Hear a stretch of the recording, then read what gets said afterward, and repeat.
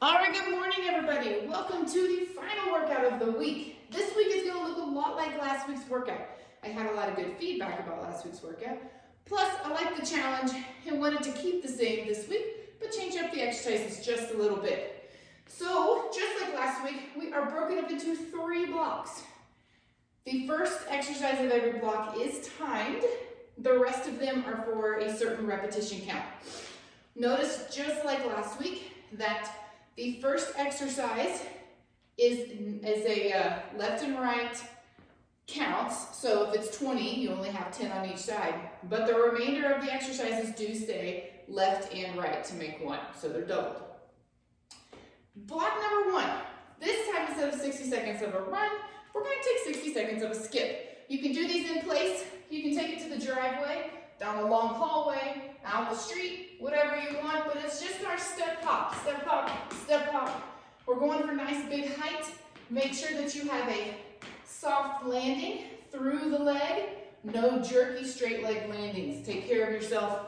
Land nice and soft. If you are absolutely not jumping, perfectly fine. Take it up onto your toes. You can take that same movement nice and strong. Then we hit our exercises on block 1. 20 is your rep count. We're starting with walking lateral squats. So remember on these guys, it's a squat and we're lateral. So we know we're walking sideways and both knees are bending. So step, squat, together, squat, together. You've got 10 to one side, then your 10 back the other way. Right into our jab cross, 20 on each side. Make sure the legs are moving underneath you, so rotate those hips. Then we're still squatting. We got our sumo squat. So nice and wide. Tap the ground, reach it up. Tap the ground, reach it up. Remember, on any kind of squat, the person in front of you or your mirror should be able to see your collarbones. So it's up here, not dumped forward with the chest. So find a spot up on the wall. Try to keep your eyes and your collarbone shoulders looking at that spot. Then we're into our speed skaters. So up and away. Nice and big. Again, just like the skips, absorb the ground on that landing. Left and right, 20 each side. Then we finish with those speed bags again. If you need more of a refresher on the speed bag, go back to last week's workout or email me or call me directly or text me, whatever. And I'll give you a little bit more help on it. Otherwise, just as a reminder, we got 1 foot in front, 1 arm up over top, and both arms are circling. I like to count my low body because that's kind of the rhythm that I have. But for every low body, I end up doing double the number, which is fine. They go by really fast.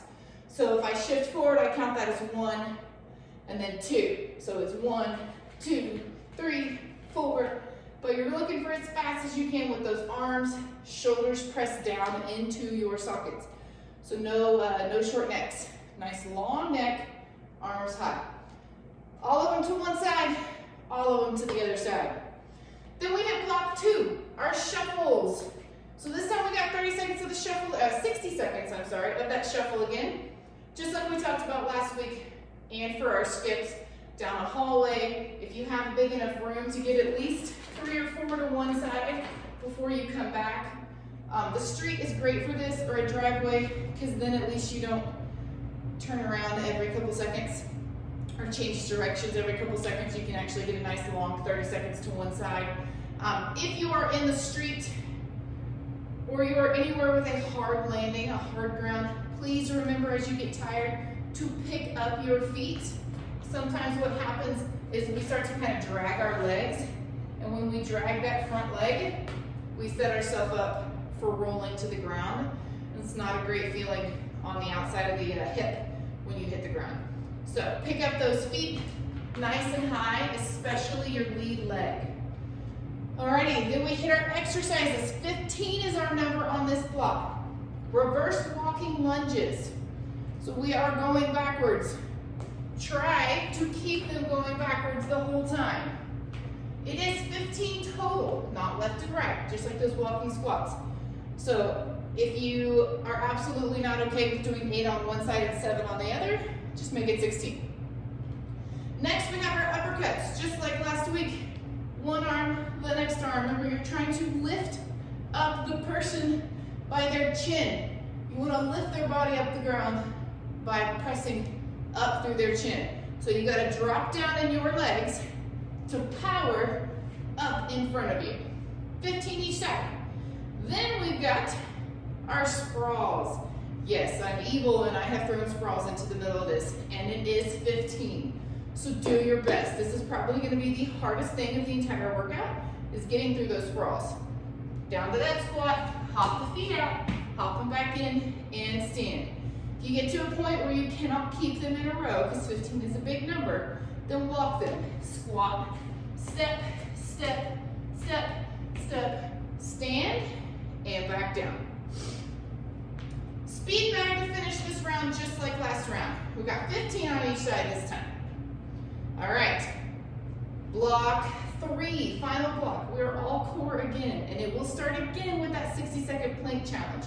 Now, if you could nail all 3 rounds at 60 seconds without moving in that plank last week, then you need to add a challenge to it, whether it's pointers, arm lifts, leg lifts, rotating to the oblique plank, adding some crunches to the oblique plank, anything that you need to do to make that 60 seconds a challenge. It should not feel easy. If it does, we need to make it harder. Otherwise, you're not doing yourself any good. You're not going to grow stronger.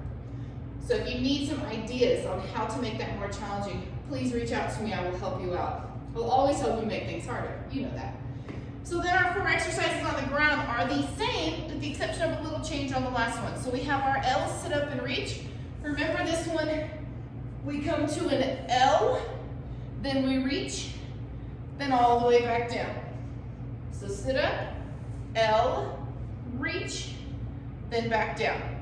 Our line wipers on the ground, palms up, side to side, keeping that opposite shoulder on the ground at all times. Then we have our alternating pointers, just like last week. We've got right, left, trying really hard not to shift the body side to side. And we finish right into those wide climbers. That's the difference this week, is we're going wide on that climber. So take that knee, nice and wide, pressing forward. All right, guys, I hope you have a fantastic workout. It should be tough, it should be a challenge. I want you out of breath and tired in the core. Have a fantastic rest of your week. I look forward to seeing you Monday.